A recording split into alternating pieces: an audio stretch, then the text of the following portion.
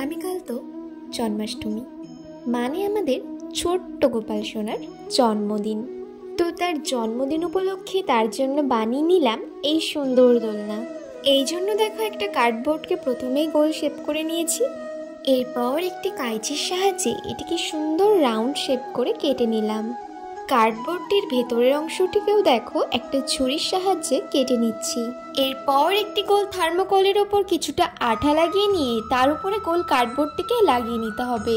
এরপর একটি গ্লিটারি পেপারকে কার্ডবোর্ডটির মাপ করে কেটে নিতে হবে। এই গ্লিটারি পেপারগুলো কিন্তু তোমরা যে কোনো বুক শপে গেলেই পেয়ে যাবে। এরপর আঠা লাগিয়ে নিয়ে পেপারটিকে কার্ডবোর্ডের উপর লাগিয়ে নিতে হবে। যেহেতু কার্ডবোর্ডটি পুরোপুরি কভার হয়েছিল না, সেই জন্য আরেকটি পেপার নিয়ে কিন্তু আমি কার্ডবোর্ডটির মাপ করে কেটে নিয়ে কার্ডবোর্ডটির ওপর লাগিয়ে নিলাম।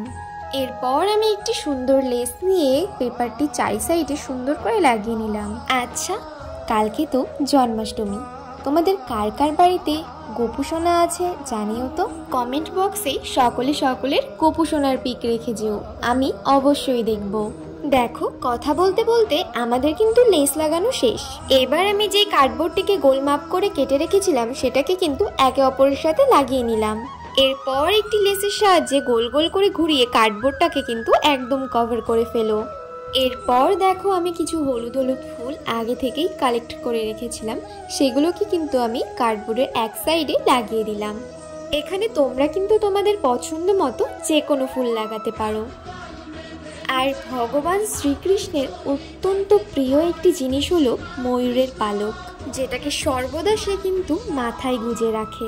তাই কার্ডবোর্ডটির একটি সাইড কিন্তু আমি ফুল দিয়ে ভরাট করেছি, আর অপর সাইডটি কিন্তু আমি পরপর ময়ূরের পালক সুন্দর করে সাজিয়ে নিয়েছি। জানো তো, ছোটবেলায় আমি এই ময়ূরের পালকগুলো বইয়ের ভাঁজে ভাঁজে রেখে দিতাম, আর ভাবতাম এগুলো থেকে নাকি নতুন পালক হবে। দেখো, গোল কার্ডবোর্ডটি যেন বেসের সাথে ভালোভাবে আটকে থাকে, এই জন্য একটি গ্লুগানের সাহায্যে আমি ভালোভাবে এটিকে সেট করে নিলাম। এরপর দোলনা বানানোর জন্য আমি একটি কার্ডবোর্ডকে গোল মাপ করে কেটে নিয়েছি। এবার ঠিক আগের প্রসেসেই গ্লিটারি পেপারটিকে গোল মাপ করে কেটে কার্ডবোর্ডটির ওপরে লাগিয়ে দিলাম। এরপর হট গ্লুর সাহায্যে একটি লেসকে কিন্তু দোলনার চারি সাইডে গোল করে লাগিয়ে নিলাম। এরপর দেখো, দোলনার দড়ি বানানোর জন্য আমি দোলনার সামনের অংশে একটি সুই গেঁথে নিলাম। এরপর ছোট্ট ছোট্ট সাদা পুঁথি ভরে কিন্তু দোলনার দড়িটা তৈরি করে নিচ্ছি। ঠিক এই রকম ভাবে কিন্তু দোলনার 4টি দড়ি আমাদের তৈরি করতে হবে। আর ঠিক সেম প্রসেসেই কিন্তু আমি পুঁথিগুলি ভরে প্রত্যেকটা দড়ি তৈরি করে নিয়েছি। আর তোমরা যদি জন্মাষ্টমী উপলক্ষে নিজেদের গোপালকে সুন্দর করে সাজাতে চাও, তাহলে কিন্তু আমার পেজে অঙ্গরাগের ভিডিও আগে থেকেই আপলোড করা আছে, তোমরা অবশ্যই দেখে নিও। সবার শেষে দেখো, আমি হট গ্লুর সাহায্যে দোলনার 4টি দড়ি পেছনে লাগিয়ে নিয়েছি, আর তৈরি আমাদের গোপু সোনার সুন্দর দোলনা।